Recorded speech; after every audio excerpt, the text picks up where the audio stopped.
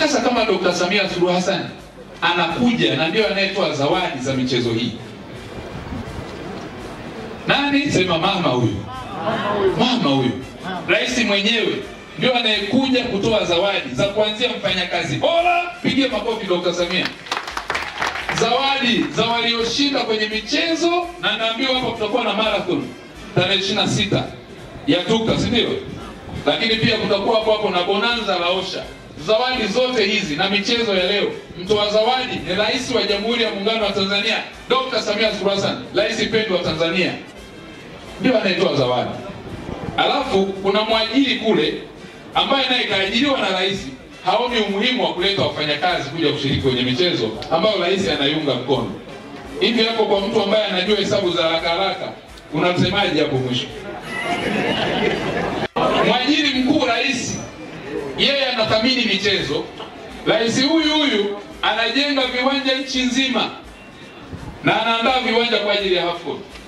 Tuna mashindano ya chani yanakuja hivi karibuni. Uongo kweli? Rais wetu kaandaa viwanja. Niseme nisiseme? Ameandaa viwanja Benjamin Mkapa pale, ukarabati ni 75%. Makofi kwa Dr. Samia. Niseme nisiseme? Uwanja Arusha pale unajengwa kwa mabilioni ya fedha, umefikia 26% na una uwezo wa kubeba watu 22,000. Dr. Samia Suluhu Hassan huyo. Yaani hapo namtafuta tu yule mwajiri ambaye hataki kuleta watu hapa, namtafuta tu. Niendelee nisiendelee?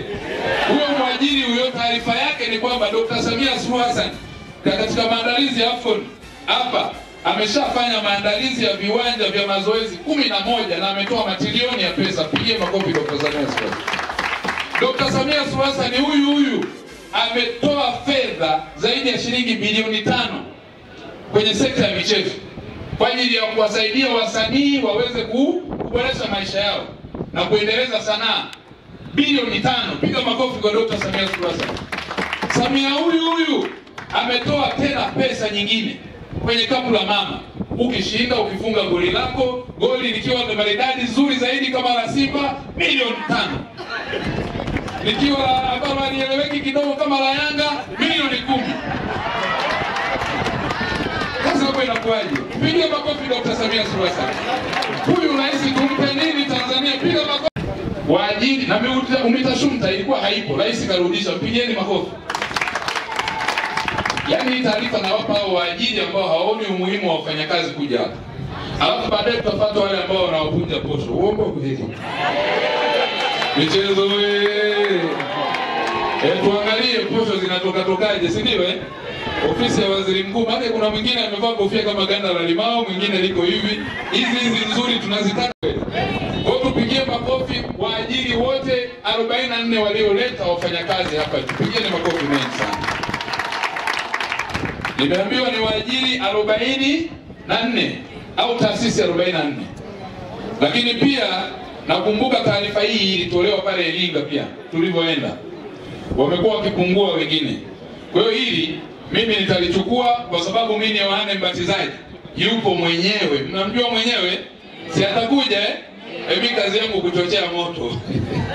Mimi nitachochea ili yeye mwenyewe atoe tamko maalum la kwamba kuna umuhimu wa kuwaleta wafanyakazi katika michezo na inaleta uchangamfu. Mfanyakazi legelege hawezi kulisaidia taifa. Mfanyakazi legelege hawezi kuwa nguvu kazi ya taifa kwa sababu tunakaribisha magonjwa. Lakini ingawa Mheshimiwa Rais hata kwenye sekta ya afya mnafahamu, si ndio?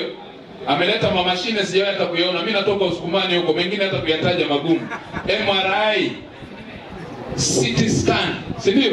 Tumezoea tu. Anayo dhamira njema na safi katika sekta ya michezo. Nyinyi wenyewe mmekuwa mashahidi ndugu zangu. Kuna fedha nyingi amezitoa Mheshimiwa Rais katika maeneo hayo. Ameleta mahusiano makubwa katika michezo. Umeona sasa hivi tunaenda nje, si ndio? Hasa wale wa Simba wapigie makofi. Yanga wataendelea kutuwakilisha maeneo haya ya hapo Mwanza na wapi, au sio? Mtatuwakilisha. Meita michezo kwa afya, ajira, furaha, kazi inaendelea. Wafanyakazi tushiriki vyema uchaguzi wa 2025, tupate viongozi bora. Mshikamano daima. Hii ndio kauli mbiu. Ndugu zangu wafanyakazi wote, mimi natambua na niwaombe jambo hapa kabla sijaenda kwenye hatua ya kufungua. Sote tunafahamu nchi hii. Mnafahamu Dr. Samia Suluhu Hassan alivyotuvusha kwenye janga la corona. Amepokea nchi kwenye mazingira magumu ya kufiwa